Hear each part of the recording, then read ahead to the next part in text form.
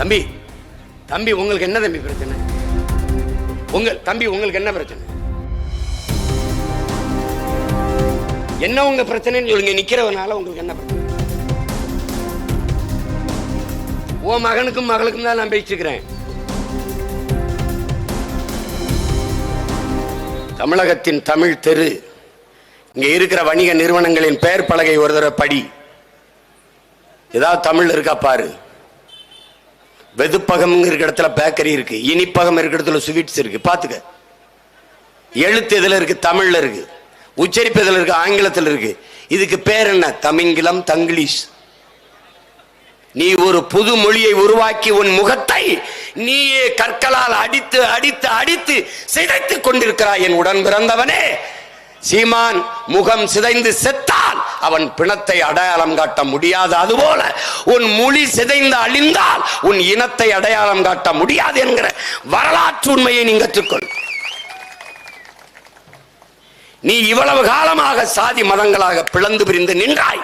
நீ சாதித்த ஒன்றை சொல். இறங்கி இப்படியே நான் வீட்டுக்கு செல்கிறேன். ஒன்றை சொல். இப்படி நின்று இதை சாதிச்சோம் சொல்லு. சொல்லு. ஒன்னு சொல். தமிழன் எவன் வந்தாலும் சாதி கேட்கிற, தமிழன் இல்லாத யார் வந்தாலும் அப்படியே தலைமை ஏற்கிற. உனக்கிட்ட இருக்கிற நோய், இந்த நோய்க்கு எந்த மருத்துவரும் மருந்தளிக்க முடியாது. நீயே சாப்பிட்டு திருந்திக்கிட்டா தான். உன் முதுகுல ஒட்டி இருக்கிற சாதி அழுக்கை நான் சொரண்டி கழுவினால், சொரிந்து கழுவினால், தேய்ச்சி கழுவினால் கோபம் வரும். நீயே தேய்ச்சி கழுவிக்க. உன் முதுகுல இருந்தா கழுவிடலாம். உன் மூளைக்குள்ள படிந்து இருக்கிற அழுக்கு, அதுல இருந்து வெளியில வா. நாட்டிலே ஒவ்வொரு சாதிக்கும் எத்தனை அமைச்சர் எண்ணி பார்த்துக்க. இங்க எங்க சமூக நீதி, சரியான பிரதிநிதித்துவம் எங்கே இருக்கிறது? தம்பி தம்பி உங்களுக்கு என்ன தம்பி பிரச்சனை?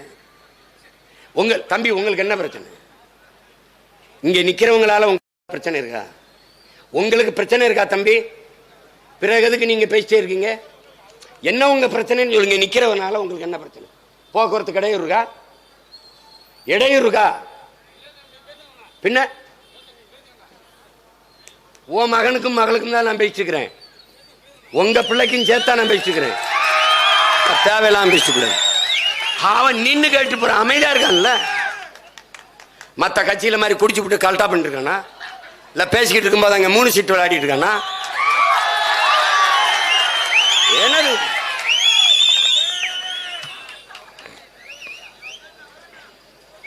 இன்னமா நாங்க பேசுறதெல்லாம் எங்களுக்காக, எனக்கும் பின்னாடி வருகிற என் தலைமுறைக்காக நாங்க கத்திக்கிட்டு இருக்கோம். எங்கள் முன்னவர்கள் கத்தினார்கள், ஒன்னும் பயனடைஞ்ச மாதிரி இல்ல. நாங்களும் கத்துறோம். இங்க எல்லாருக்கும் தான். அப்ப எது சரியான சமூக நீதியாக இருக்க முடியும்? அப்ப சாதிவாரி கணக்கெடுப்பு எடுத்து சமூக நீதி உரிய இடப்பகிர்வை கொடுத்து விட்டால் சாதி ஒளிந்து விடுமா என்றால் ஒளிந்து விடும். தம்பி, நத்தைக்கு எதுக்கு கூடு தேவைப்படுகிறது?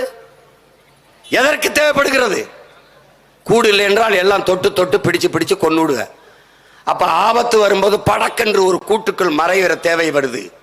புழுக்கு எதுக்கு கொடுக்க முளைக்குது? அதை பிடிச்சு பிடிச்சு நசுக்கி கொண்டு வருவ. அப்ப அது தன்னை தற்காக்க ஒரு கொடுக்கு தேவைப்படுது. இது போலதான் இங்கே சாதி அமைப்புகள், சாதிய கூட்டங்கள், குழுக்கள் உருவாக காரணம். நாம சாதியா ஒன்னா இருந்தா தான் ஏதாவது கேட்டு பெற முடியுங்கிற நிலையை உருவாக்கி வைத்திருக்கிறீர்கள். அப்படி இல்ல, என் முன்னாடி உட்கார்ந்திருக்க எல்லாருக்கும் கல்வி, கல்விக்கேற்ற வேலை, வேலைக்கேற்ற சம்பளம், அதை கொண்டு வாழ்கிற பெருமை மிக்க வாழ்வு வந்துட்டால் எவனும் சாதியை பற்றி சிந்திக்கவோ அதுக்காக போராடவோ பெருமை பேசவோ நேரம் இருக்காது. செய்திகளை உடனுக்குடனும் துல்லியமாகவும் தெரிந்து கொள்ள சப்ஸ்கிரைப் பண்ணுங்க.